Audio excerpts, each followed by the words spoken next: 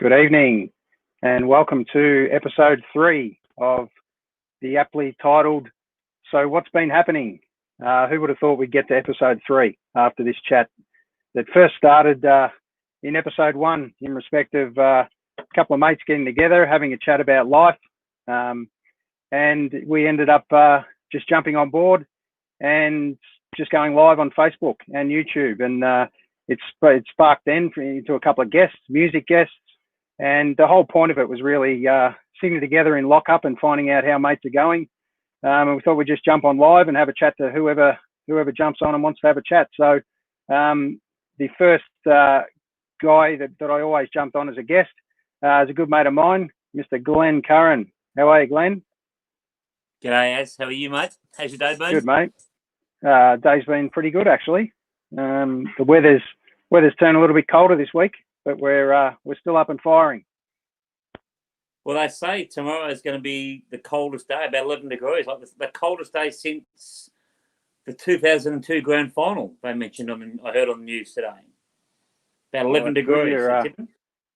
You can be our weather correspondent as well. That'll be good in the next few weeks. So that'll be fun. So it's looking like if all goes well, Sunday might mean padlock number 1 gets unbolted off the chain in Victoria. What do you think that looks like? Will we get there? I think that's the way it's going to go. Look, I did hear Dan on one of the news services today. He's very guarded in what we should expect happening, what we expect is going to happen, and what actually will happen. So I think there will be definite lifting of some restrictions, but look, just the general public in downtown Monty, where you and I live, people might get a little bit ahead of themselves. So don't expect too much. I think that's a good analogy. One link in the padlock chain, I think, is about it. Yeah, it's interesting. Talk about don't get ahead of yourself. We've probably got ahead of ourselves a little bit on this podcast, to be honest, and it's turned into a little bit of a banter session, no doubt. Yep. But one little video I'd like to play is this one from the AFL. Just relax, okay? We don't talk to one another like that. It's okay. I remember that from Razor Ray. What a great asset to the AFL he is. I know he cops a little bit of a bagging, but I just love the fact that he's a man's man and he gets out and he has a chat to the players. Obviously, it's a little bit of Ray time, but just great to hear him say, we don't talk like that. We don't talk to each other like that. And isn't that interesting to hear from someone like Ray that puts the personality back into umpires? Yeah, look, it's a bit refreshing. Look, from my experience just playing local footy, obviously the standards are a lot different to the standards you get in the AFL.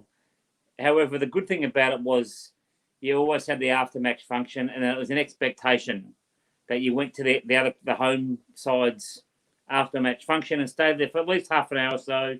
So, one, you got to speak to the opponent and members of the opposition, but you also got to spend time with the umpires as well. And obviously, what happens on the field stays on the field a bit. But that said, I used to love the banter between opponents and the umpires as well. And that was part of making local footy, I suppose, the success that it's now become. Yeah, look, I think that's a big part of local sport, absolutely. And not just local sport, professional teams back in the day used to get together in the aftermatch function and come up and have a beer and talk stories. I'm not sure whether that happens too much these days, but you'd like to think it can still happen. I know it's all about recovery and stuff these days, so there's probably a little bit more to it. But just a quick shout out from a good mate of mine, Kerry, who I jump on and do the Gooch live with, live in Canada. So it's great. He's up nice and early in the morning. And baseball caps. Yeah, I've switched to the A's now, but I've brought the Blue Jays a win. As you know, I've got plenty of caps and I'm a caps man. You don't have much choice when you've got no hair, but it keeps the sun out and it's good fun. So I've got another good mate of mine who loves a cap or two. So without further ado, we might just cross. I think I've got a little connection for him, and I think he's actually just let me check where he is. I think he's actually still in Vegas. Just let me see. Oh, how do they make it so good? G'day, Steve. Sorry about the noise, mate, over here at the spa in Vegas, having a great time. Such a shame you couldn't come, mate. Happy 50th. Hope you have a bloody good day. Mate, hooked up a bit of a cake for you here. Got the sparkles there. We'll light them up and get stuck into that later. But in the meantime, mate, I've got to get going. Andy and Roxy are coming back with me next drink. Happy 50th, mate. Have a good one. Wow, live from Vegas. Geez, good to have Billy on. That's a bit of fun there, and I think that might have been last night for Billy. Just a bit of live footage there. I think he might be actually back in his hotel room now. Let's see if we can knock on the line. Just let me see if I can dial up his camera here for. I think he might be at the Bellagio. Just let me cross. Let me see what I can get. There he is, Billy. Welcome. G'day, boys. Yeah, thanks. Great to be on the ratings juggernaut that is So What's Been Happening. Yeah, well, I suppose we can open with that. But the great part about what I've just set up here is the other two guys here, Glenn and Billy, don't know each other. I don't even think maybe your names come up in conversation through me. But I hope you guys get together after isolation when you're back home from Vegas, Bill, and it'd be good to talk footy, talk a bit of cricket. So it was great during this COVID time to be able to jump on and have a chat about life. Good to get you part of it. I know you're a mad sportsman. You love your sport. Most importantly, you love your banter. So that's all about what this show's about. So without further ado, Glenn, this is a good mate of mine, Billy Hewitt, Glenn Curran. Billy, just talk us through your spa work there, mate. I like that very much. Look very comfortable there, mate. Yeah. Unfortunately, mate, the girls were just out of shot there. They were doing the right thing and going to get a couple of stubbies. But, had a mate's 50th. So I was heading over there to Vegas end of April. But obviously due to COVID, that all things went pear-shaped. So, his wife, or your mate didn't actually know I was coming over. I was going to surprise him, just walk down the hotel reception and go down there. There's half a dozen of us going over. And, so she put together a bit of a makeshift surprise for him of, got all of her friends to send a video. So that's just what I happened to come up with in the front yard, mate. Nice work. Fantastic to see. Good to see what happens in Vegas. Doesn't necessarily stay in Vegas if you've had the camera out. So good you were able to shoot your mate a bit of footage there. What's the story? He couldn't make it, or what happened? Couldn't make his own birthday. Yeah, couldn't make his own birthday, mate. Yeah, so COVID and Dan put a stop to that. Obviously, we're living in a different world at the minute, and everything was all planned. But as I said, things went pear-shaped, and couldn't get there, unfortunately. Gee, that's disappointing.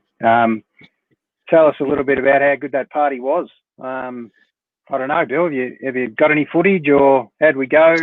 Was there an after party? I'm sure what happens in Vegas doesn't necessarily get to air, but I'm sure it was a big party, and I bet you it went for more than a day. Yeah, well, that's the thing. I'm not sure. Obviously, you two boys would be familiar with the app Snapchat and why that was invented. So you sort of, when you're in Vegas, that's a really handy app to use, I think. So you don't want any evidence on your phone. You don't want to be sending to anyone. So Snapchat's the way you roll when you're in Vegas. That's for sure. I'd be no good then, Billy, because my sons have sworn me off Snapchat. I've got He's probably got you in ghost mode, has he? So you don't know you don't know where he is. I've got Twitter and Facebook, but even them, I'm told to use them under very guarded laws and regulations, and that's from the family, not from the providers. What you get up to in Vegas, you don't want to be putting on Twitter. Yeah, well, it's interesting, Bill. It was interesting, Bill. I've got a bit of footage from. I think this might be the morning after. Have a look at this little video. Oh, geez, mate. Shit, it was a wild night. Just a bloody good party. Oh, fairly dusty today, but I'm sure we'll recover. Mate, happy 50th. Hope you're having a bloody good day over there in the sunshine. And what better way to celebrate than might as well have another can. Happy birthday, mate. Have a ripper. Wow. Geez, it looks like a big night there. Yeah, solid session. Alan from the hangover didn't make it into the spa, obviously, but you see there's a couple of empty Jill Singer wrappers floating around there. So, yeah, she was all in good fun.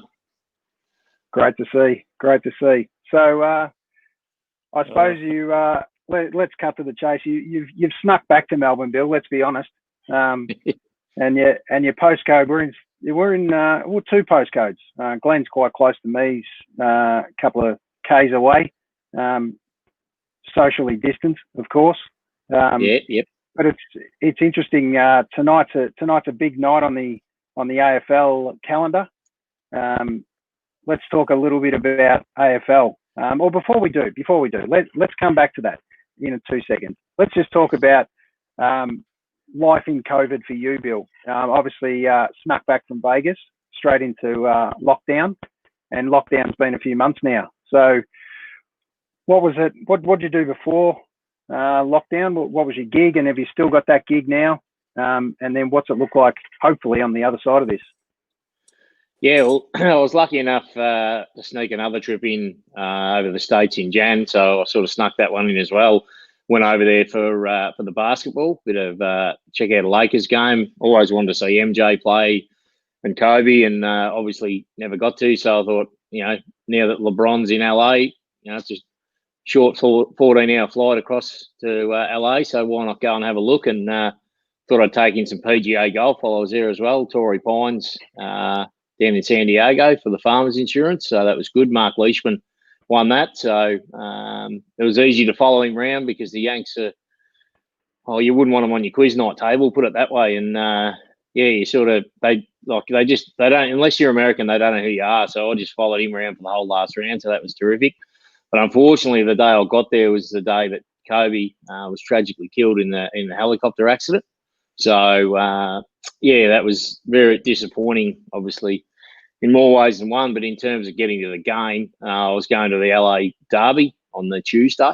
So that got postponed, so I missed that. But checked out the Phoenix Open on the Thursday. So did a quick 10-day trip, just quickly floated around over there. And Phoenix Open was awesome, party hole. That was fantastic. Like, I'd go back there, tomorrow if it was on. Obviously, we may not even be able to go back next year. Who knows? But so I snuck a quick trip in there. But as far as work goes, in the construction game. So with that, things were ticking along all right. And then obviously with the lockdown, we had sort of a week and a half where we went down. We were still at 100%. Obviously in construction, it's been pretty good because, we put on COVID officers and you're cleaning the site sheds and all those sort of things regularly. Socially distancing, so staggering your staff, staggering your breaks. So it's been one good thing. Like, a lot of people, especially the Herald Sun, is one that they like to get stuck into the unions. And don't get me wrong, they sometimes take things too far, but you got to stand up for the boys as well. So as far as that goes, they've been brilliant with our safety and looking after us with all the cleaning and all those sort of things. So it's been a battle with the 25% because the client we're working for at the moment is still expecting 100% output. So that's been a challenge, but you sort of just got to think that, well, there's a lot of poor buggers who are out of work, so you can't, thank your lucky stars that you're still working. Absolutely right. That's very true, Bill. And Glenn, just to fill Billy in, what's your gig these days? So I work as a sort of credit controller, sort of debt collection, sort of for a fuel card company. So we're American owned, but look after a lot of the fuel cards here in Australia. So 7-Eleven, all of them. So basically motor pass, motor charge. So any fuel card that you use, fairly big chance that I work for the company that looks after it. So I've done that for just under 2 years. Before that, I worked as an integration aide, so I worked with special needs kids at both high school and primary school level, which is probably the greatest job I've ever done, most rewarding, but it can be a bit of a love job. It's not the most overly paid job. So with two kids, stepdaughter and mortgage to pay, went back to the sort of work I'd done in a previous sort of life. So, yeah. And like you said, Bill, very lucky to still be working like the whole way. Well, I've worked the whole way through, so it's very, very lucky. So if my fuel card doesn't work tomorrow, I can just call you. Is that all right, mate? Fairly good chance you can ring me, mate. Yeah, you mightn't get me, but by all means, by all means, ring me. Yeah, beautiful. Yeah. What you might get is a little bit more. Yeah, Fair to say that's a pretty common line, isn't it, these days in COVID call centres. Takes you 12 and a half minutes to get it, though. Then again, if they're chasing money, I'm sure they're going to chase you. So, all right, let's switch tack a little bit. Chasing, it's not that great come back the other way, Bill. So if we're chasing you, we'll find you. Yeah. Yeah, no. So far, so good, mate. So, as I said, I'll know where to come.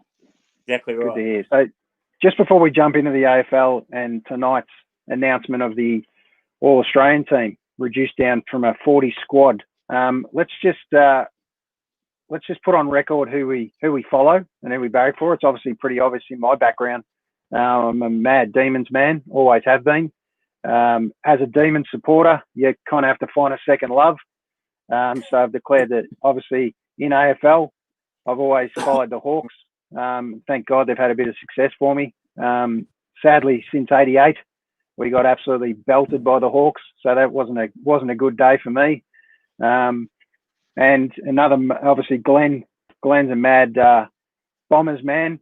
So come 2000, we copped another beating. So fair to say the Bombers and the Hawks probably aren't on my highest priority list, but I do have a lot of respect for the powerhouses they've been over time. So, guys, a second love. Have you got a second love in sport or footy in general?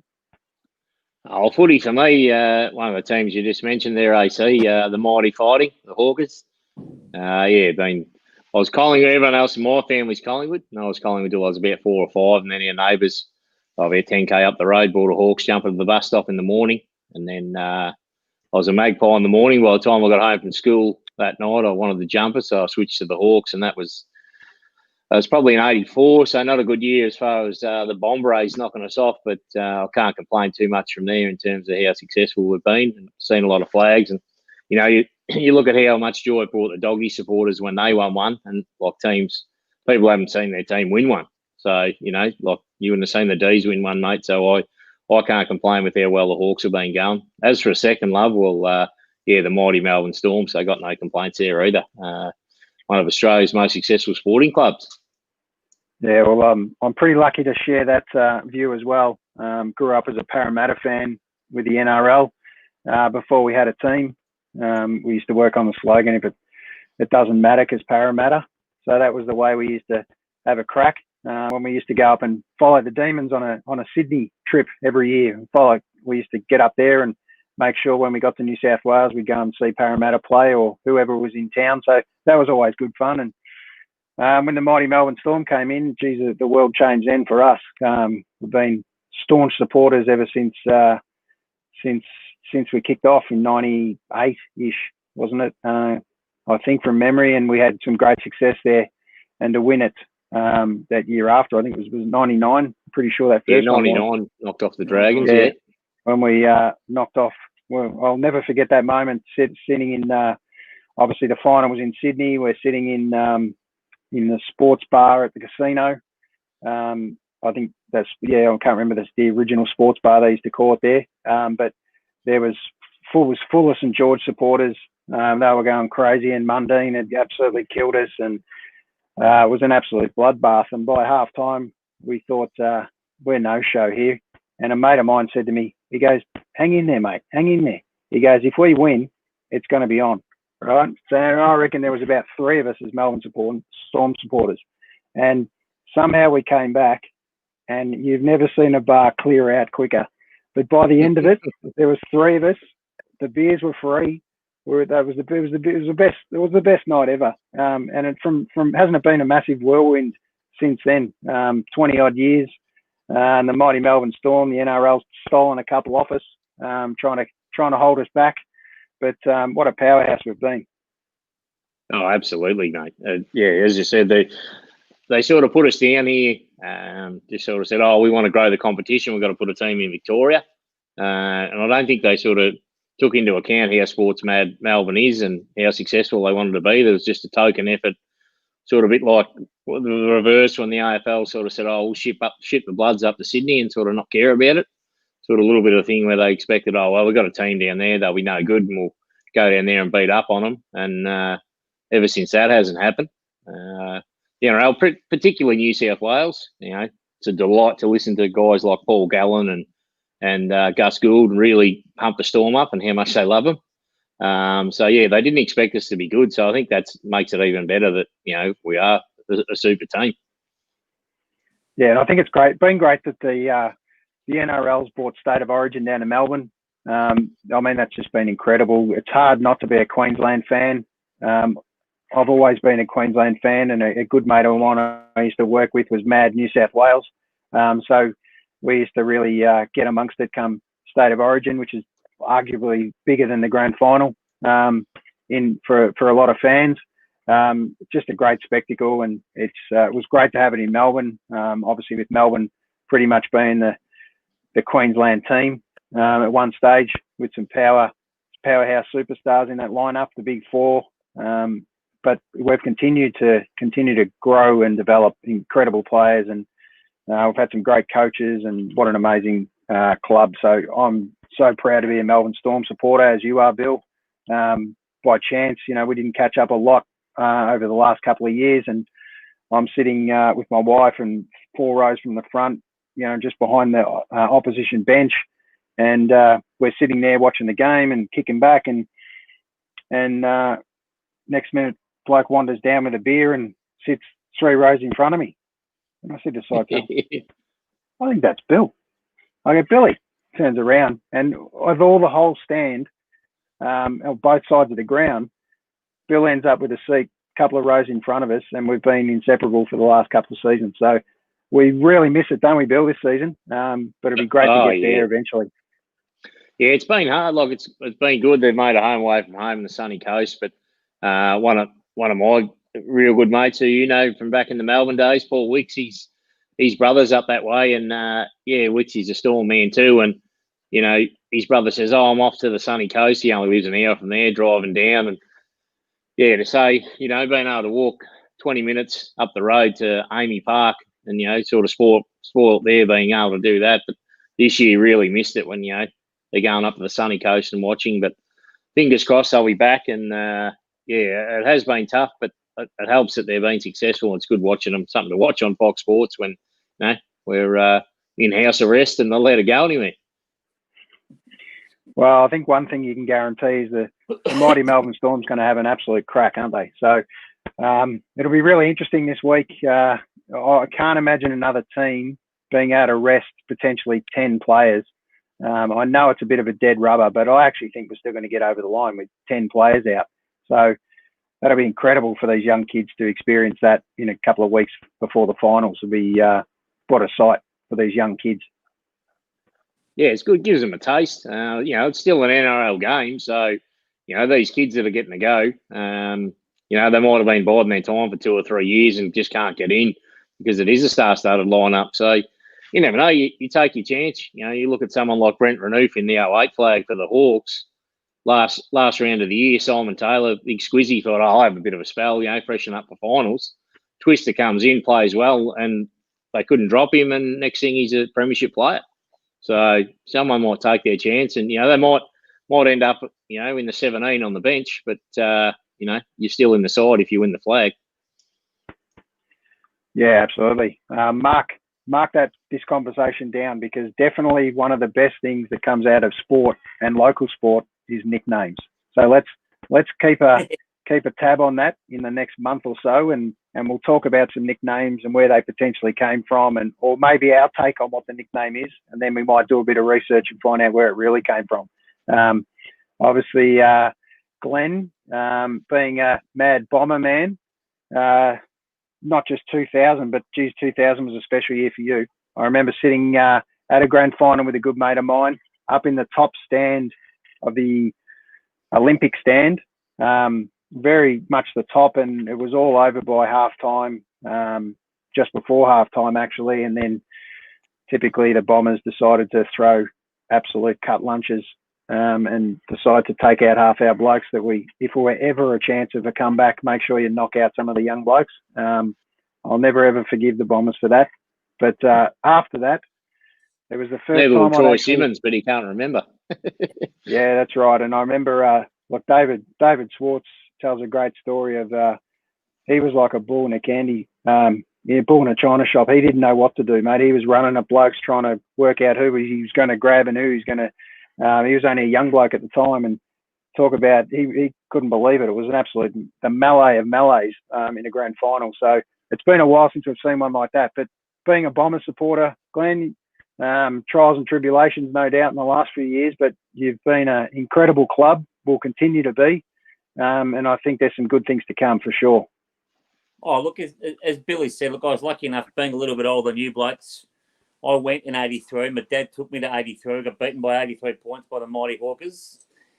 And Dad went home at 3/4 time and got back to Glen Huntly Station. And I was only 13. He got off the train and thought, shit, I've forgotten something. Oh, that's right. He had to come back and get me. So lucky enough I didn't go 84, but I was lucky enough to be there in 85. And look, just great memories. And obviously, as you said, 93 was probably the most enjoyable one because you won it from nowhere. It was a bit like the Doggies when they won 17 or 16. They sort of came out of nowhere, and we're the young side, the baby bomb, like it was the baby Bombers Mark II. And look, I'm lucky enough at my age to have seen them had a fair bit of success. Look, they're struggling a bit now, but that said, in all honesty, look at the 18 teams. It's a pretty even competition. Whether you agreed at the time about the comp going national, you look at the results now. I know this year's been a different year as opposed to normal years, but even comp, so it's going to be harder to win it. Like, that's why it's magic. And you being a Hawks fan, Billy, would know. That's why the achievements of Hawthorn in the sort of mid-teens and then Brisbane in the early 2000s to win 3 in a row, amazing. And I'll be very surprised if you see that again. Look, even back-to-back now is becoming, I wouldn't say impossible, but very, very hard to do. Yeah, well, hold that thought on back-to-back because we'll talk about that in a little bit. But let's jump into the world that is tonight with the AFL and reducing a 40 man squad down to 20. That's going to be always an interesting challenge, no doubt, and it comes with a lot of deliberation, no doubt. Some of these absolute superstars in this list. Interesting to see Max Gawn sitting there with, a lot of people talk about him as a premier ruckman. He absolutely is, and obviously I'm super biased, but to me, he was really unlucky in last night's Melbourne Bluey Truscott medal. He's finished 5th. He's a mile off. So I suppose, the opinion of being a superstar that's expected to poll votes. If you're not polling votes in your own club and you're the captain, what do you think of that, guys? What do you think? Glenn first. Oh, but I think that happens. There has been years when the Brownlow medalist hasn't won his own team's B&F. Yep, absolutely. Which to me, I think if you're winning the best player in the AFL award, what are your coaches and the like, or whoever's doing the voting at a club level? What's their parameters? They're obviously pulling out from a different sort of feel. I don't understand that. Okay, look, so you've got. Sorry, Bill. Melbourne religiously as you do, but to me, when Gawn's up, they're up. And sometimes too, it can come down to the club's voting structure. Like I know, like in some clubs, everyone gets a vote. So it just depends whether, like say a defender has done their job and stopped the forward. He might get 8 votes because he's stopped his forward. Whereas, say hypothetically, Maxi Gawn might break even, and he still had a good game. And you think, oh yeah, I'd have him in the best, and he might only get 4 votes. So in terms of that, like I know at the Hawks, that's what they used to do. That everyone got a vote, and Josh Gibson won the Hawks in back-to-back best and fairest in Hawks premiership years. So he did have good years, but whether he was the best and fairest, but because he beat his man every week, like he consistently get 7, 8s, and 9s, and then they over the rounds they add up pretty quick. So, not saying he didn't deserve it, but certainly the voting structure can play a big part in it too. Because sometimes you'll look in the Herald Sun, sometimes it will say, so and so, won the Crichton medal, like Ridley won it the other night, and it might say, oh, he won with 378 votes. And then you look at another clubs and it'll say, so and so won with 27 votes. So it just depends how it's structured too. But I certainly would have had Maxi Gawn. I would have had him. He'd have to be top 3 at Melbourne for what they've got in terms of Petrarca by the length of the straight. And then if you can't have Maxi in your top 3 after that, something's not right. Yeah, it's interesting because let's just stay on the Demons for 2 seconds, obviously being super biased, but we'll cover our 3 major clubs. But this is what the top 5 look like. And it's in possibly no mega surprise there, but definitely Langdon, I think, polled better than I thought he might have. But you might be right, Bill, about gaining votes as if every player gets one, or the ones, and it's definitely the 1s and 2s absolutely matter by the end of the year. But look, I can't understand for the life of me how this bloke missed out. Probably had his best year of footy, honestly. And the goals scored against those players that he's played on, 10 goals for the year. Surely a glaring omission from the 40 at least.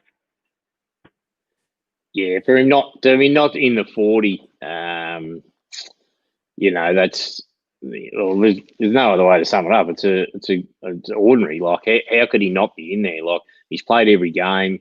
So if you understand, if he played 12 games, he'd missed say 5 games, and he played well in the dozen games he'd played. But there's no excuse for him to leave him out. He's played every game. He's been the fittest he's ever been. And those stats speak for themselves. Like he's playing on the key forward and kept him to 10 goals for the whole season. So it not only should he be not like out of the 40, he should be in the 22. But the thing with May too, this year particularly, as you said, Billy, having his body right, he's more than just a defender. He uses the ball well from defence as well. So they actually like the ball in his hands from deep defence.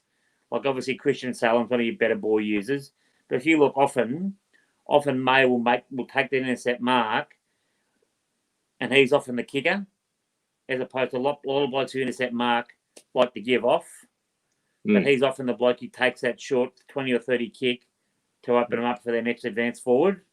So look at the bloke Melbourne got rid of. Like they got rid of Frost.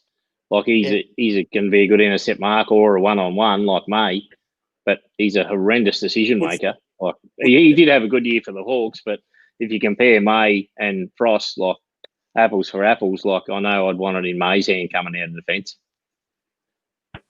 Absolutely. Like I think it's just a great thing that May's been able to come back. He had a pretty bad injury the year before. Melbourne obviously had big promises for him between him and Lever. It's great to have him back in the team and played so well this year. But a couple of other glaring omissions. Grundy, Goldstein, Sard, Parker, Collins. Big names there. Look, yeah, You go, Glenn. I was going to say with Sard, being a bomber, look, Sard, I think playing the games on the boutique ovals this year, Gabba, Metricon, Kazali, they went up to Darwin, Adelaide Oval. I don't think that actually helped Sard's game. Like the run and attack off half back, tighter grounds, didn't really suit him. So I'm not saying he's not an All-Australian player. I don't think this year had an All-Australian year. Grundy, look, I get held down a bit for this. I don't think Grundy, I don't put him in the same conversation I put, say, for influence. Grundy's influence looks better because he's got the silver service at his feet. The on-ball brigade they've got are pretty good. I look at the impact of, say, look what Gawn does, look what Nick Nat does. Their impact I find more than Grundy's. Yeah, I'd have as far as Nick Nat and Grundy, I'd take Grundy every day of the week. Like Nick Nat's one of those players that, you know, he does three good things a game. Yeah. And like we were talking a bit before about the, you know, guys not catching votes. I think Grundy, he's a workhorse. So he's not whatever he does isn't spectacular. So if you were to compare their games, I'd take Grundy every day of the week just because he does a lot of stuff, unrewarded stuff, whereas, you know, Nick Nat can take a high mark and those sort of things. But I think that Grundy he has got those elite ball winners as well as Nick Nat, but I reckon the service he provides from, you know, better than Nick Nat. You know, they show the highlights, he gets up high and puts it down someone's throat, but I reckon Grundy does that more consistently, whether it, you know, constitutes all Australian, but I reckon he's got Nick Nat covered. I think the thing for Grundy too is, as you said, Billy, there's an expectation he does it too. So whether he's fairly judged on that or not, it's like when you go to the races to watch Winks. You're pretty sure that Winks is going to get up. So thankfully it didn't happen. But the day Winks would have got beaten, everyone would have thought, well, hang on a minute, what's going on here? I think that's that expectation with Grundy. And I think umpires, selectors from All-Australian, I think they look at that as well. They look at Grundy, that's just what Grundy does. So as you said, you got your flashier players like your Nick Nat and others. And if Grundy doesn't do that, he's more your meat and three veg and gets the job done. So that's probably why he doesn't get maybe the accolades he should. Yeah, I agree. So keeping on the superstar lineup here, do you see any names in this first batch of 20 that potentially are straight out? And I know that's a hard question because they're all probably valid, that they should be probably some of the best in their own team. But do they make the top 20? Well, I was going to ask the question to you boys. Do you make the top 20 in Australia or the All-Australian team because you're lucky enough the way your draft fell that you get drafted in a side that's had a good year? Like, there's a lot of players in that side. I judge a good player. So if I take out, say, a Bontempelli, if he's playing in the Gold Coast, Bontempelli still influences games, get kicks. I look at the other blokes in that top 40. Would they do the same thing? Like, I look at, say, a Darcy Burn-Jones at Port Adelaide. If he's going to go and play on the Gold Coast, is he going to be allowed to be the loose man off half-back and propel them into attack like he does at Port with the blokes he's got around him? Personally, he's not going to have that luxury. If he's at the Suns, he's not going to have the luxury of sitting off the half-back flank. He's going to be in the engine room. So, it's a fair point. No, I don't make the have a gut. Look, it's a great accolade to get to the 40 stage. I don't, but that's, I suppose that if you're sorting the wheat from the chaff, so to speak, like you look at, like on the second page, you've got like even blokes like Jacob Wheatling's had a great year, but does he play as well in a side where he's playing on the, I don't know. I and think someone like him, like Wiedering, I'd be surprised if he gets in on the fact that it seems to be a bit like a player who does well in the Brownlow. Like they might come top 3 in the Brownlow, and it's sort of like you've got to earn your stripes to win it. So it's a bit like All Australian as well, which is ridiculous. If you're best, you win it. Like you should just win it. It's a bit like the All Australian. They sort of put them in there and go. It's like they're scared to go.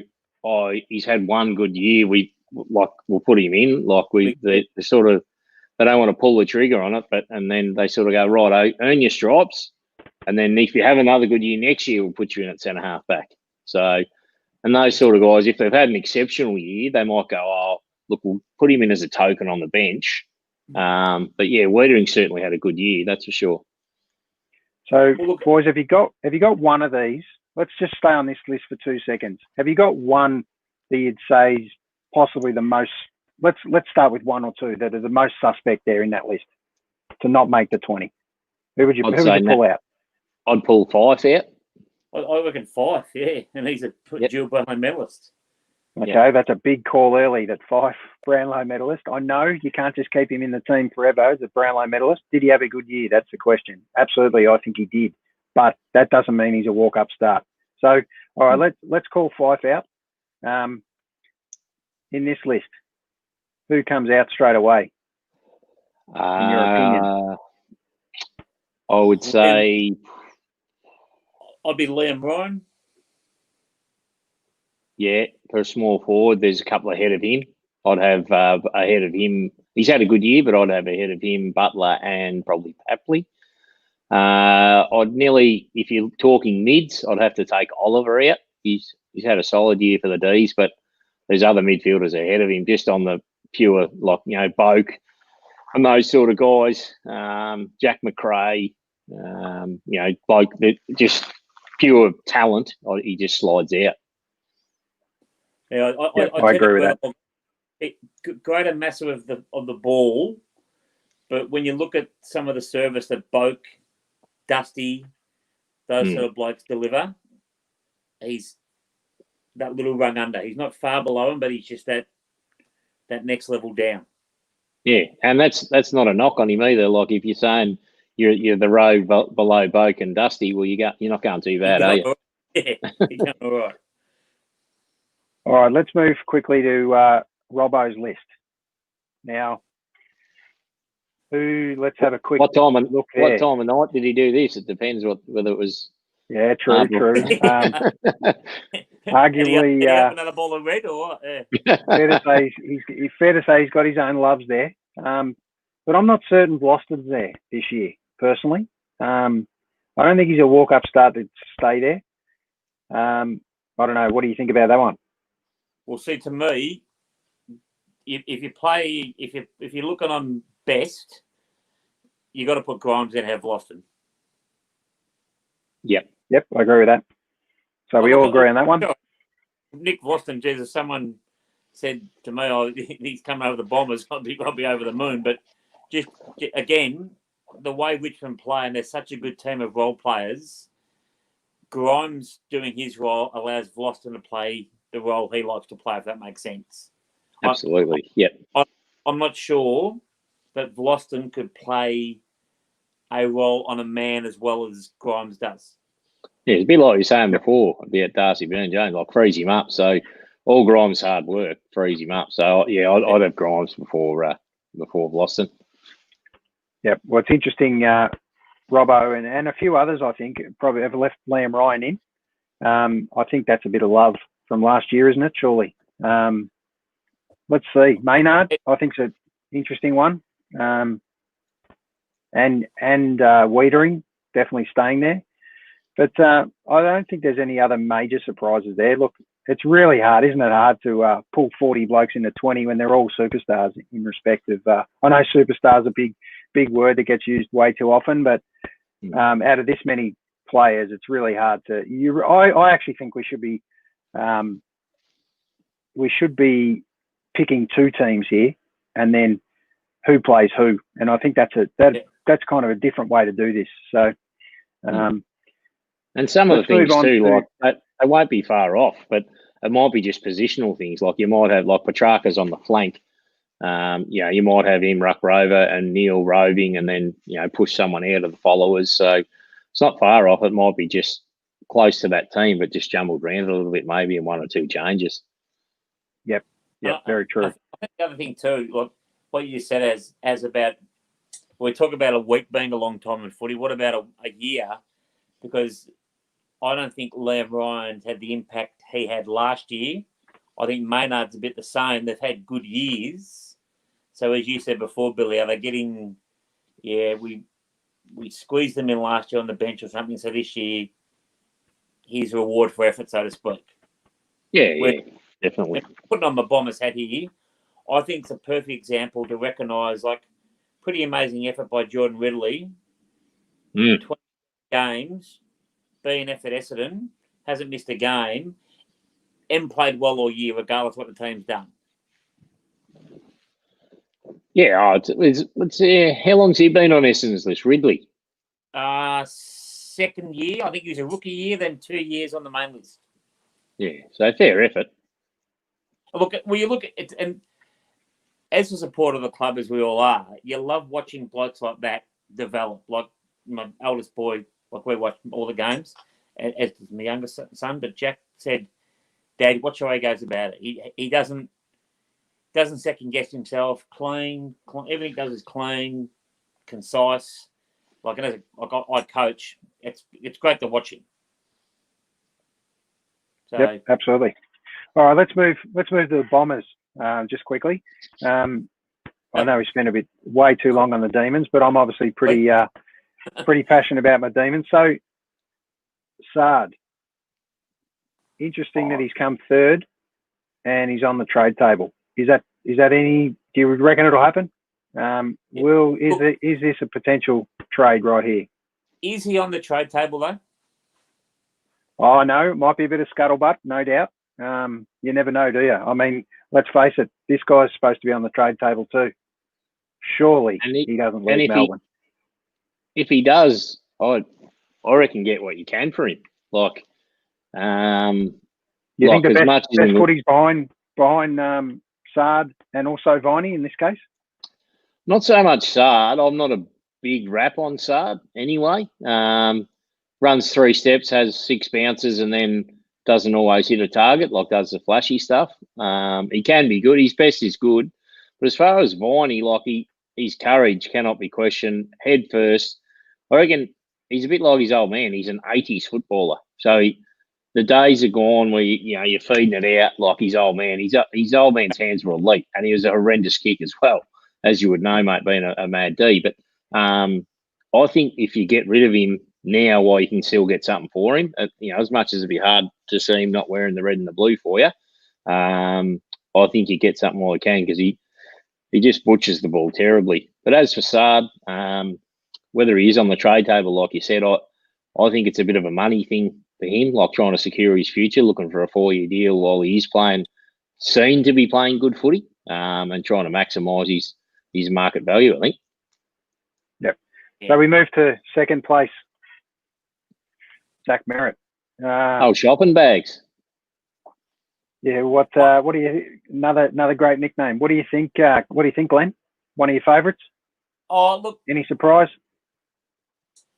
Look, it gets the footy a lot. Like as Billy said, as I say to my boys, the hardest thing in footy is still to get the footy, but there's a lot of things that people do when they get the footy. I look at Zach Merritt. I look at Dylan Shield, who get the footy a lot. But if I got the footy 10 times and I used it well 9, I'd be happy with that. If I'm getting the footy 20, 25 plus, and my efficiency is going at about 50 to 60%, I'm asking questions then. And that's probably my knock on, well, definitely Merritt, and then to a lesser degree, Dylan Shield as well. Like Merritt's fantastic. You'd never question his work rate or his ethic, but you can't help your size. You're a factor of your mum and dad, and that's where you get your size or lack of size therefrom. And that's the thing with Essendon. Look, we consider ourselves a power club.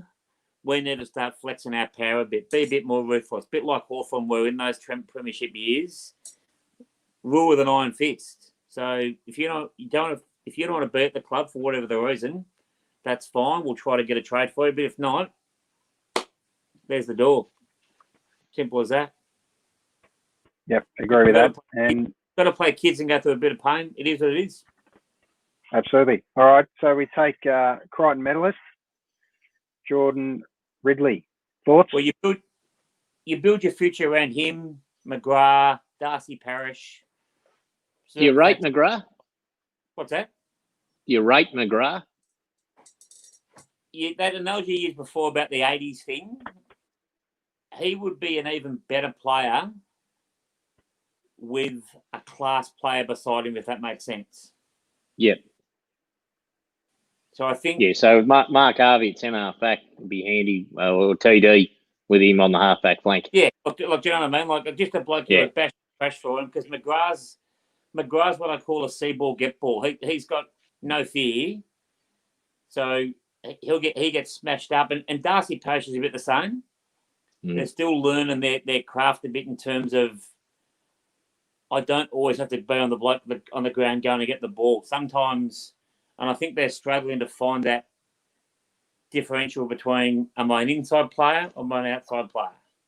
Like, imagine them alongside like them on either playing. You've got TD draws a chip. Now, listen here, son. You just bloody go in there and I'll just bloody smack them down. You know, like, it'd be a big difference having him as opposed to, nothing against Carl Hooker, but I'll be back in TD in to belt someone over Carl Hooker and look after you. Well, I think at times with Essendon this year, and it's not, I don't think teams do it in a derogatory or as a lack of respect, but Parish, McGrath, Dylan Shield, they're not big blokes. So eventually, if you're getting tackled all day, look, Paddy Dangerfield, Paddy Cripps, Dusty, big bodies. They tackle you, that's going to hurt you.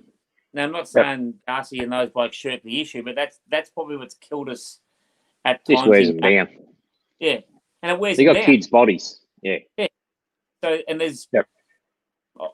I don't doubt their ability to stand up to the fight, but you see that in games, and watching it as a coach, but also as a fan, you see in games that's what they really lack with their confidence. Like, it's the ball's there to be won. They don't shirt the issue, but it's that next step that, oh, hang on, am I good enough to do this? Or they walk into a centre bounce, and there's West Coast, and they've got Nick Nat, Shuey, Gaff.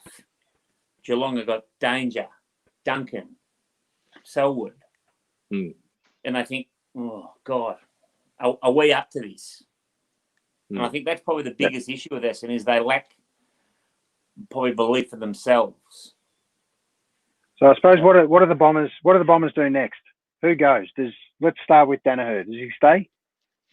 Oh, look, at his best, you've only got to see that game against Hawthorn this year. If he brings that to the table, he's got the potential to be the best forward in the AFL. Yeah, well, as we know, with the word potential is a scary word, isn't it? Yeah, absolutely, probably one of the biggest names in the game. But Essendon's problem now is that he can walk as a free agent, so they're not going to get anything for him.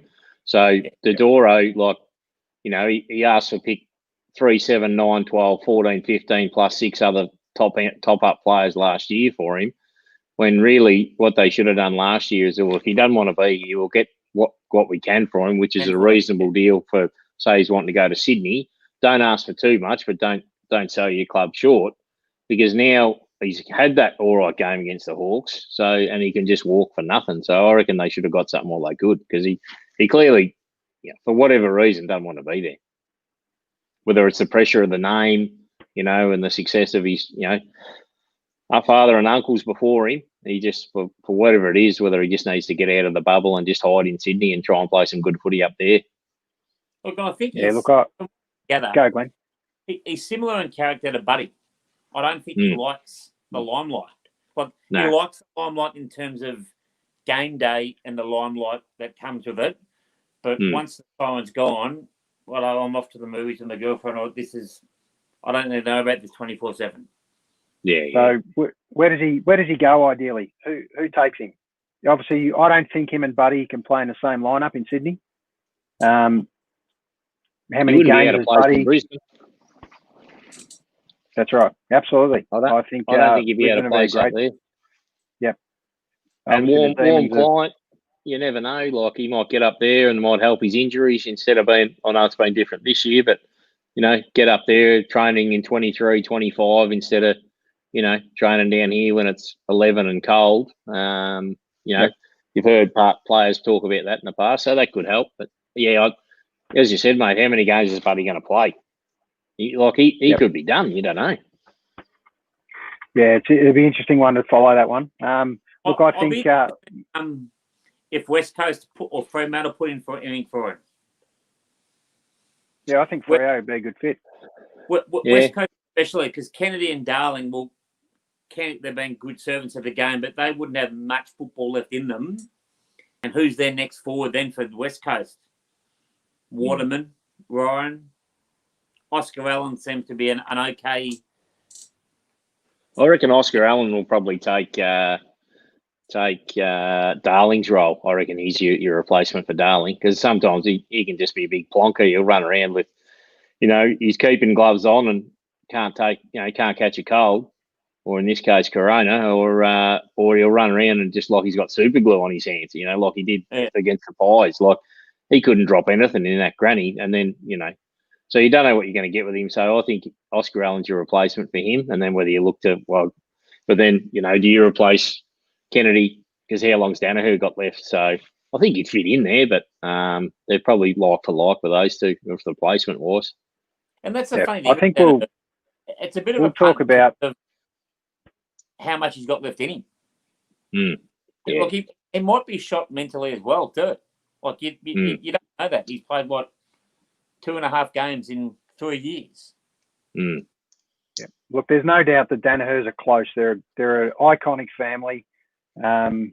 With Neil going through his personal battles, I don't think the right move is to get Joe somewhere else at the moment. I think Joe, but you're right, Joe needs a fresh start somewhere. He needs to be out of that limelight. So I don't know. I just don't know how that's going to pan out. Obviously, Melbourne toyed about it, put their hand up. I think North Melbourne probably could be one that'll throw the kitchen sink at him. Why wouldn't they? They've, the latest took forever to get this news out, but finally they released something. I mean, it was the worst kept secret that Ben Brown's finally been told to look for a new home. Well, I think everyone knew that he was done. I think he needs a fresh start too, and I think and a fresh number. You can't be running around with 50 on your back. Not me. Wow. Like you're playing in the Monty twos if you got 50 on, it's low number syndrome. Like, it's halfway down your back 50. Like, you can't be wearing 50. Like, you're not Sean Wren, 52. Well, here's the question. Here's the question. I'm not sure if it got retired, but could he go to the Bombers and take a 5? No. Who's got that? The fella from GWS, isn't he? Smith. Smith, Dylan, Devon Smith. Yeah. Smith. Yeah. Well, I don't know. I reckon he could steal that number. Danaher North, Ben Brown to Essendon. There you go. There's one scoop. We're running with that for this week. Let's get that around the traps. Okay. So the last thing to cover off the Bombers, Woosha says goodbye. You mentioned at the awards night, pretty moving speech, Glenn, but he's been great for the club. I think so he's been really solid when they needed someone to ground that club and get them back on track. He's copped a bit of a beating in the last couple of weeks, but I think he's been the right man for the job. Thoughts? I listened to his speech at the Crichton Medal, and I've also had him speak at various times during his tenure. And look, to be through what he went through as the coach and to handle the way he's handled it, nothing but respect for the man.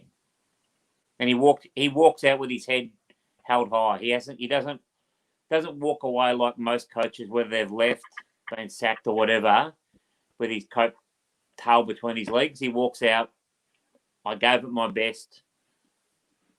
The club's, I would say, in a slightly better way, but the issues of the club that are poor or reflect poorly on the club, the club has to fix. That's not something he can fix. So that makes sense. Yep. Oh, look, I think he's done a great job. Be interesting. He's always been.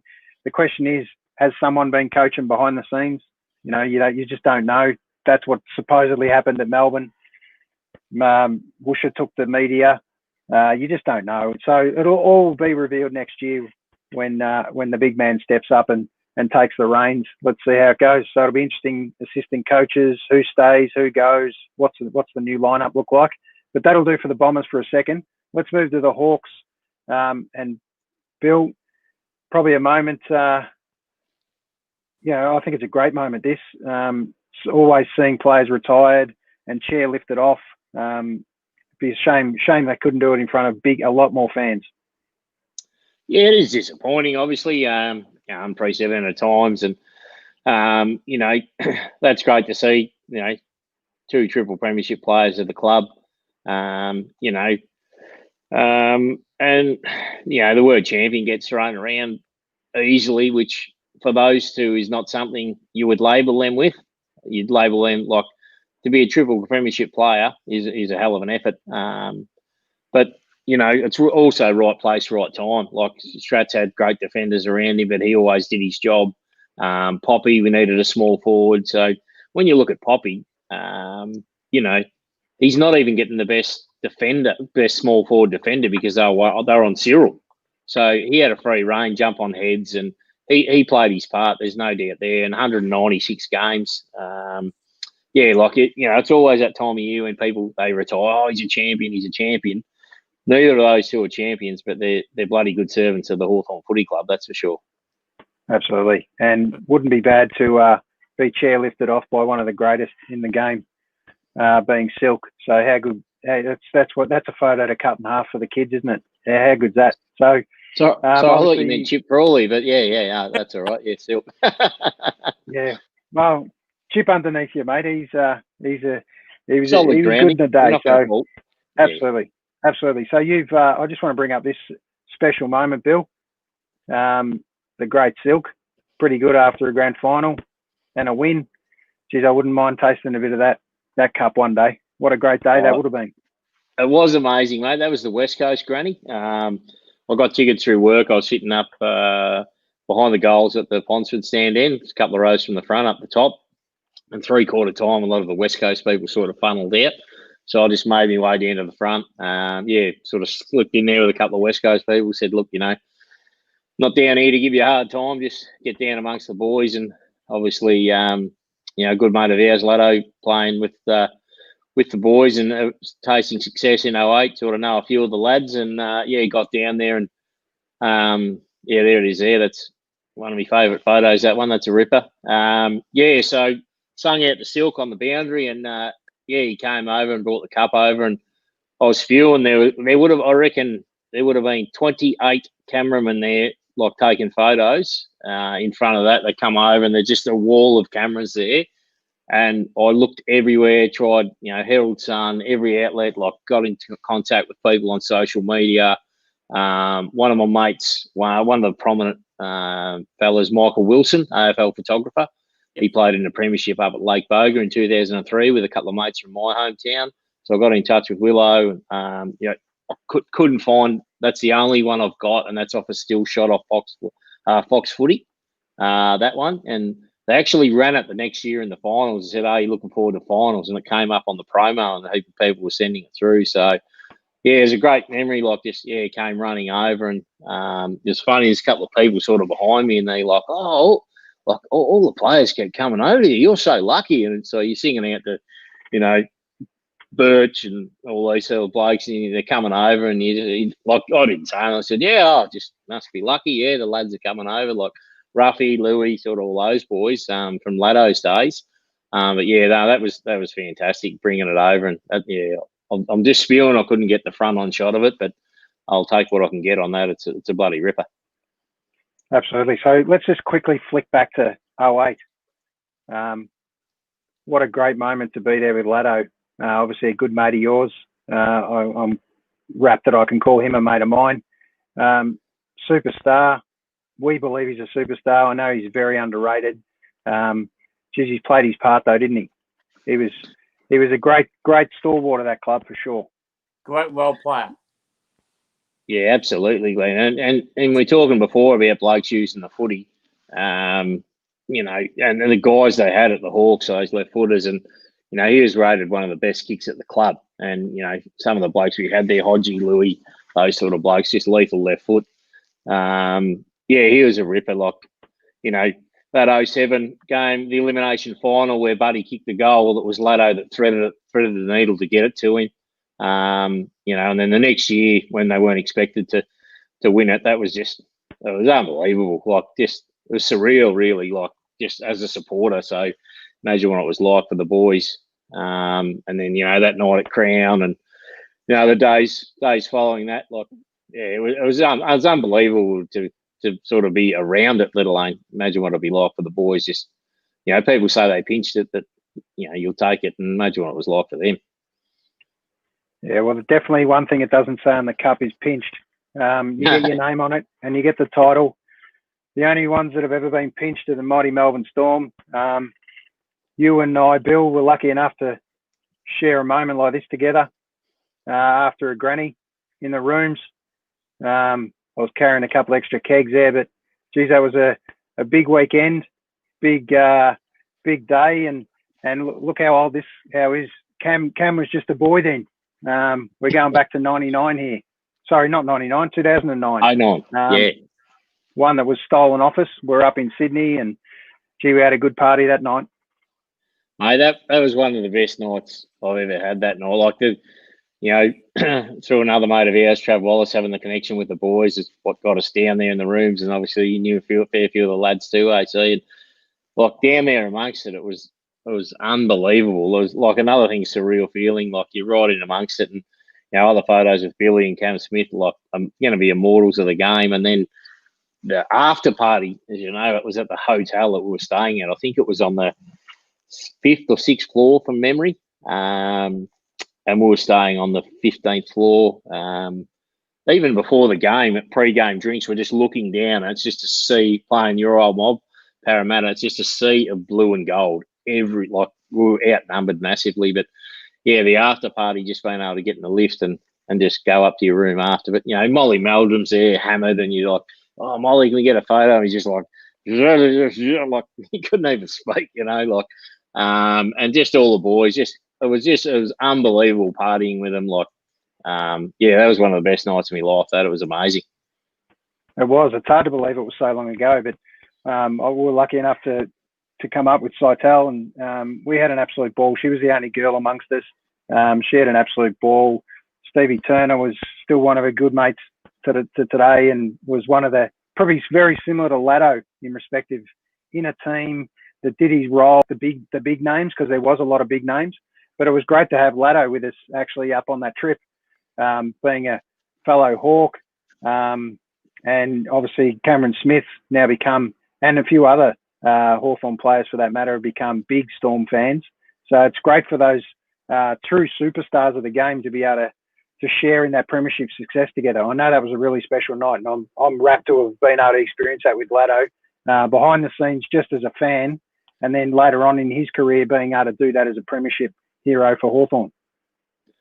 Yeah, it was a remarkable couple of years. Obviously, 08 with Laddo, and then following into 09, it was just sort of a surreal time. Just how lucky you are. You sort of take it for granted a little bit that you were there, like, in amongst it, and how lucky you are. Like, what some people would give to be amongst it, but because you sort of a couple of times during that year, 09 leading up, and Laddo knowing a few of the boys, the old slip down the G-bung when she was still flying, and you're in there amongst with the boys and like sort of drinking with them, and they're good blokes. So you sort of knew them. It was in the rooms. It wasn't like you just, oh yeah, I know Zappa, like Steve Turner, and that's it. It was like the boys coming up to you, and they actually knew your name, and you just sort of pinch yourself and go, how good's this? Like, it was unbelievable, really.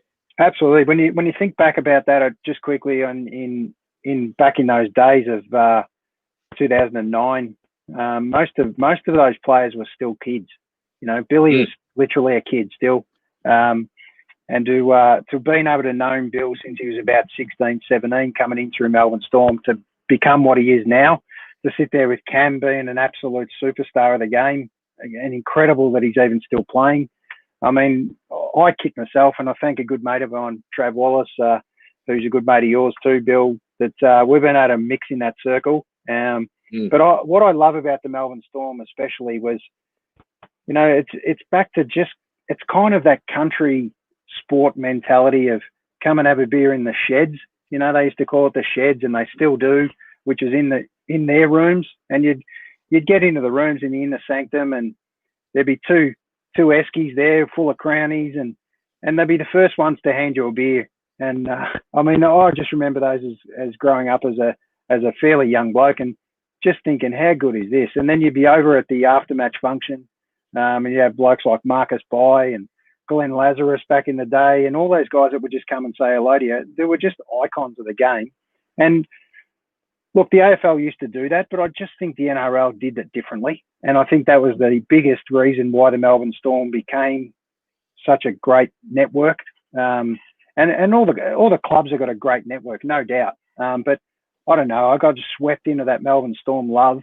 And even before I really understood the game, I just had to make sure I was there, because I never wanted to miss another one of those moments. To have that success after 99 so early in the piece, and then to have it again in 7 and 9, it's I know they both, I think it's both of those, wasn't it, Bill, that got taken off us? But we've look, we're in a little window now where I reckon we've got 1 or 2 in us, but it's incredible. Bellamy, he continues to just keep reinventing these blokes, and I reckon we could have 2 or 3 Melbourne Storms, the amount of blokes that he's put through his paces, and they've become Origin players, Australian representatives, and just superstars of the game. So I know I keep throwing the name superstars around, but genuinely those blokes that come out of Melbourne Storm have been superstars. Yeah, but you look at someone like Tim Glasby, like he was on the scrap heap. He came down here, he turned him into a rep footballer, went up to and then gets a 3 or 4 year deal with the Knights on good coin. Unfortunately, he's had to retire due to concussion, so a medical retirement. He only played 25 games for the Knights, but he's a classic example, the one that comes to mind. There's been many others, but came down here like no one wanted him, and Bellamy turned him into a great number 10, and got rewarded with good money. And as I said, unfortunately, he's had to retire due to concussion, but he's just an example of someone who was nowhere and turned into a rep footballer under Bellamy. Yep, absolutely. I mean, all the way back from Glenn Lazarus to Steve Kearney, these are all players that have just been icons of the Melbourne Storm.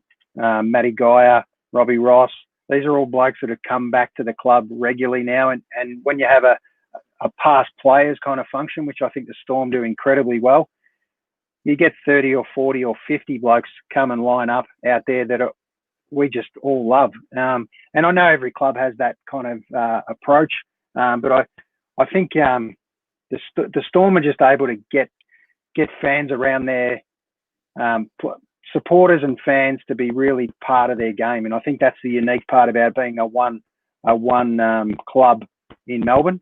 And I think that gets lost a little bit in the AFL, being so many clubs in one city.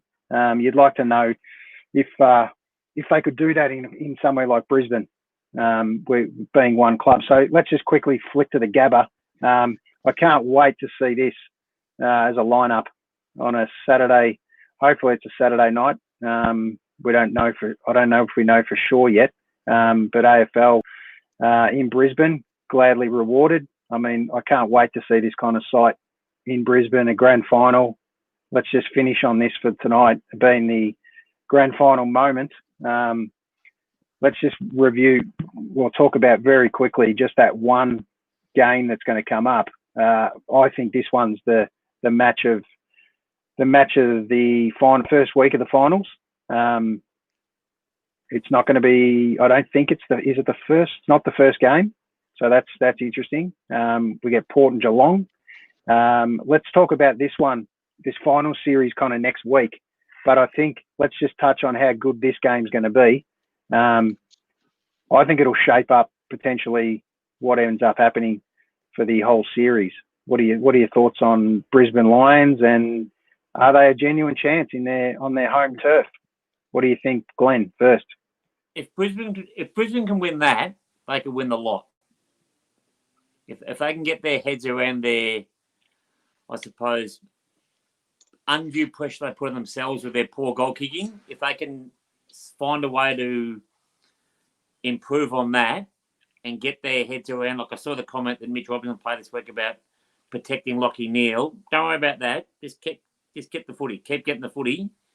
If they can curb their goal kicking, and I think with that, a lot of onus on how Hipwood plays. If Hipwood has an impact, even if it's just been making a contest, bringing the ball to ground, small blokes feeding off him, big chance. So, as I said, if they can win on Friday, I think they can win the whole thing. But that said, that's that little bloke on their shoulder. Oh, hang on, we went out straight sets last year.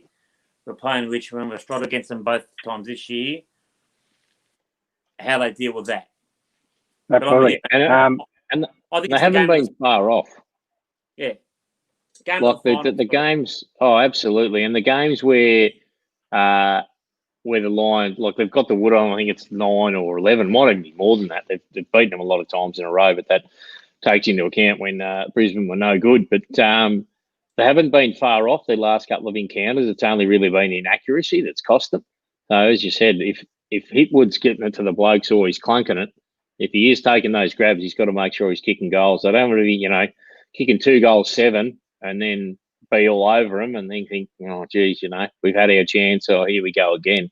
So a lot of it's going to be there, like you said, that little man on the shoulder.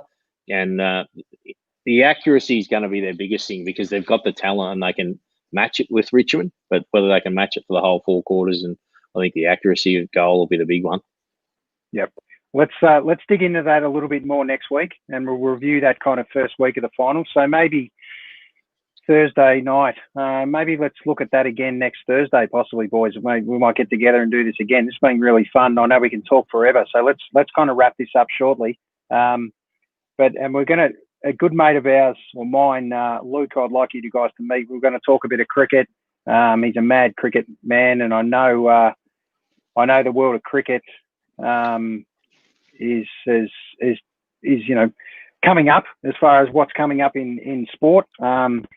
We've got the Boxing Day test coming up in Victoria. Is it going to happen? So there's a lot of things we want to talk in relation to cricket. The record run chase is another thing we want to cover off.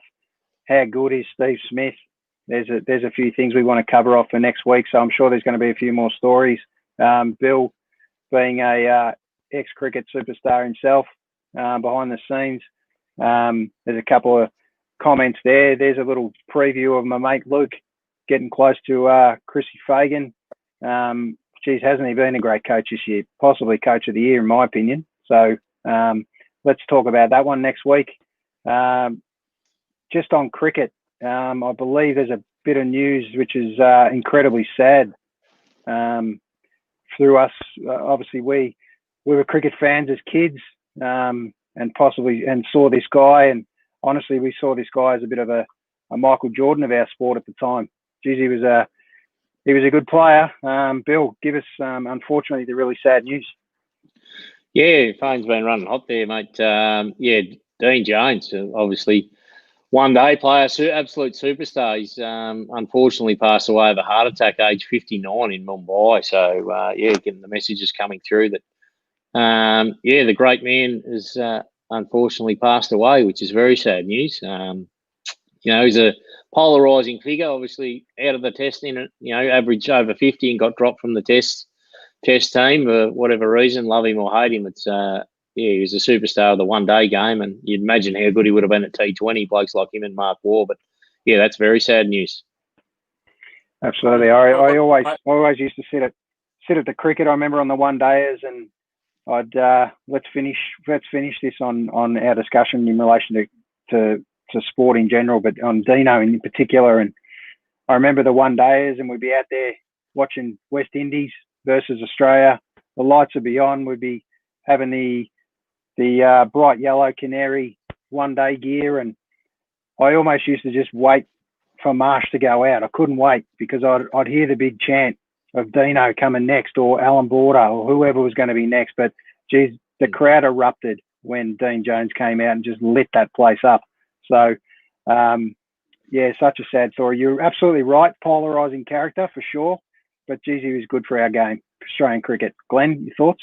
Oh, and probably played one of the bravest innings of all time. That innings in India, where at the end of the day ended up going on a drip. Didn't he love bringing that up? How many times he spewed? but that said, if you look at icons in sport, and it's particularly in Australian sport, they are polarising figures. Like because of the I suppose the platform and the elevation we give them, that when they speak, 50% are going to go, "Yep, I hear what he says," or the other are going to say, "Mate, what are you talking about?" He would always think, like, looking at America, he would have been a good American. Like he would have been a good Yank. Like just how much he loved himself, how much he pumped himself up. And as Aussies, like people, we don't like that arrogance and how much he loved himself. But at the same time, I remember as a kid, like how much everyone did love him. Like Fox Cricket's been showing all the old one-day games, and the one was on where he tore the Poms apart, the old to and froms up there at the Gabba, 145, and he just smashed them everywhere. You know, that was unbelievable. And someone making 145 in a one day back in 92, 93, or 91, 92, that was unheard of. Like that was just like that's equivalent of 220 now. Like that's just crazy what he did back then. And I remember, like you had a yellow shirt at home and like cut out when they had their names across the back the first time when they had and getting the masking tape and cutting it out because Jones was an easy name to get around the O, and then so the S was a bit hard, but sticking it on the back of your shirt and playing backyard cricket with his name on the back of your shirt as a kid, Absolutely, I remember Dino as a kid, and just that classic Aussie kind of name, Dean Jones. It's geez, he was good. He was so good. So sad to hear that news. As Victorians, like we had a lot of he was the man. Good field. He was the man, as you said. I remember being at the MCG for one day. It's like, and he'd come out and it gave us like you talk about kids. You remember I can remember the Lily chant when he was up and about when I was a bit younger. But when Dean Jones came into bat, it was just at the MCG's Victorians, they went ballistic. Yeah, and no more excited man than Bill Lawry. Oh, Bill Lawry. And he's coming out the bat. Yeah, no, he was terribly sad. Very sad. Far too young, 59.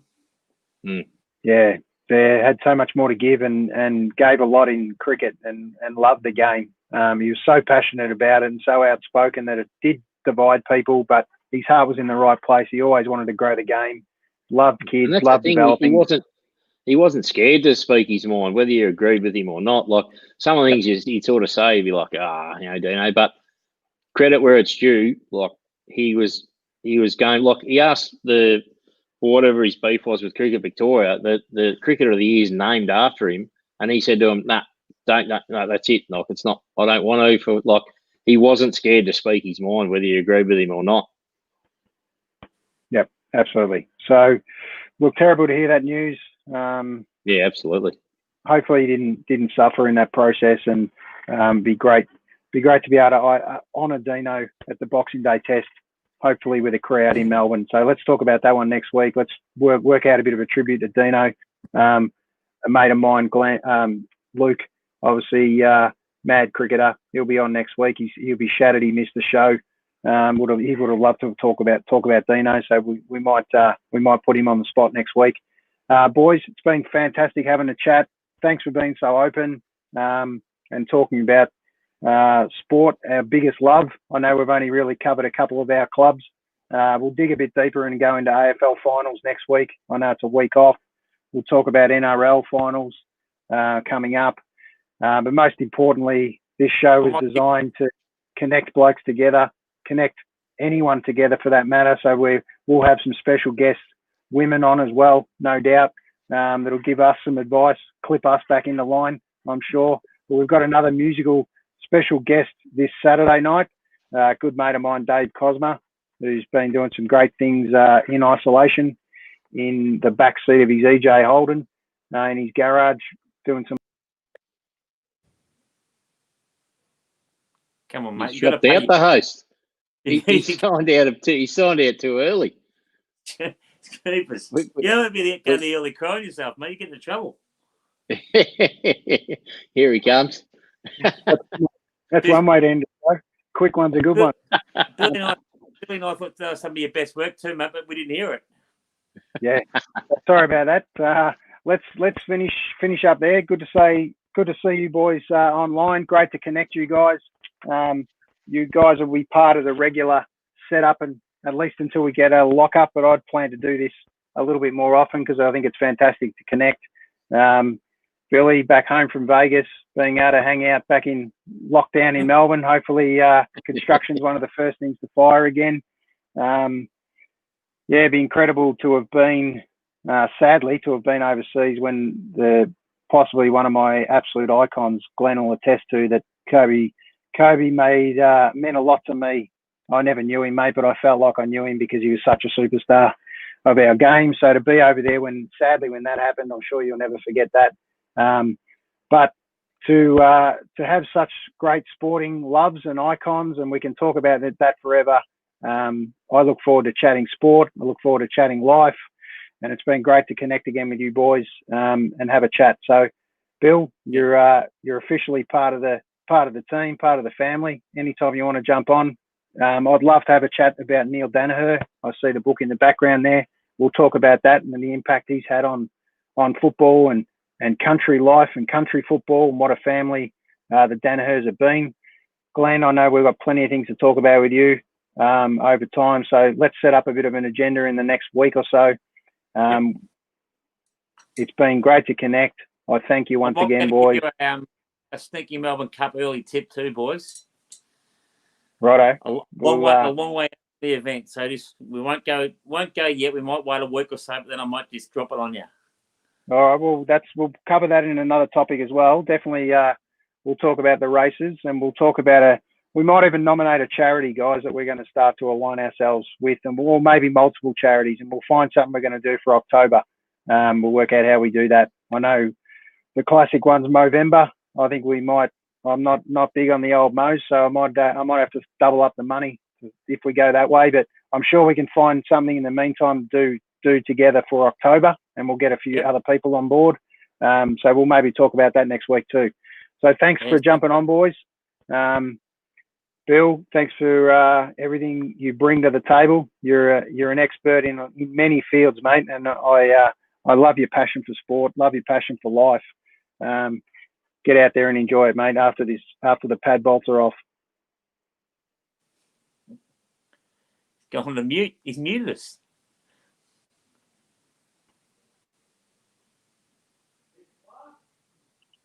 We've lost you, Bill. You're on mute, Bill.